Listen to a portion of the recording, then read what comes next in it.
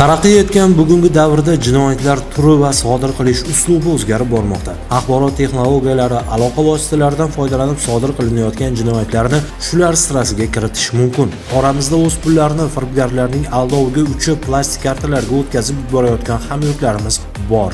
Joriy yilning 1-fevral kuni Farg'ona viloyati Ichki ishlar boshqarmasi axborot texnologiyalari sohasidagi jinoyatlarga qarshi kurash boshqarmasi xodimlari tomonidan o'tkazilgan tadbirda ana shunday kimsalardan birining qing'irishi fosh bo'ldi. Farg'ona tumani Ichki ishlar bo'limi huzuridagi tergov bo'limi tomonidan Jinoyat kodeksining 168-moddasi 3-qismi G bandiga asosan qo'zg'atilgan jinoyat ishi doirasida Toshkent shahar Yunusobod tumanida o'tkazilgan tezkor qidiruv tadbirida 1995-yilda Surxondaryo viloyati Termiz shahrida tug'ilgan mana bu shaxs qo'lga olindi. Ma'lum bo'lishicha, joriy yilning 19-yanvar kuni Farg'ona tumani Shohimardon mahallasida yashovchi fuqaro Ichki ishlar bo'limiga ariza bilan murojaat qiladi. Unga ko'ra, Telegram messenjeri orqali noma'lum shaxs qo'ng'iroq qilgan. O'zini Green Bioface mas'uliyati cheklangan jamiyatidan ekanligini aytib, omadli mijoz loyihasida g'olib bo'lib chiqqanligini va u tanlagan maishiy texnika buyumini 80% ni mazkur mas'uliyati cheklangan jamiyat qoplab berishini, qolgan 20% pul mablag'larini esa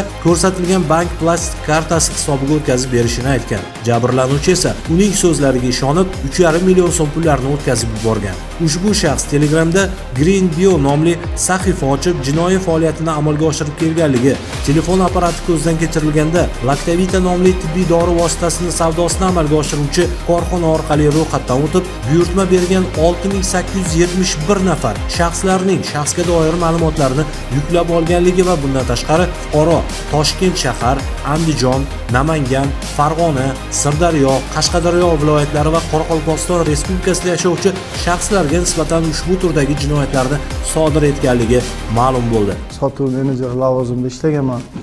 Keyinchalik ishdan bo'shashim bilan oldin ishlagan mijozlarimga telefon qilib 80% imtiyozli vaucher yutganliklari munosabati bilan aldab pul tashlattirib olganman va o'z ehtiyojlarim uchun ishlattirib olganman. Hozirgi yoshlarga bunaqa ishlar noto'g'riligini aytmoqchiman va bunaqa qilgan ishlarimdan pushaymonman va bu yo'l ishga kirmasliklarini maslahat beraman.